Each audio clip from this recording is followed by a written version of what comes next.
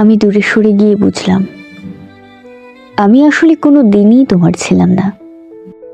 তুমি আমাকে রেখেছিলে অভ্যেসে, ভালোবাসায় নয়, প্রয়োজনের ভেতরে, আবেগের অভিনয় করে। আমি দূরত্ব বাড়াতেই বুঝলাম কাছে থাকা মানে আপন হওয়া নয়। অনেক সময় দূরের মানুষই মনকে সবচেয়ে বেশি বোঝে। আমি ভেবেছিলাম সময় সব ভুলিয়ে দেয়, কিন্তু সময় শেখায় কিভাবে না পাওয়া মানুষটাকে অল্প হাসির আড়ালে বাঁচিয়ে রাখতে হয়।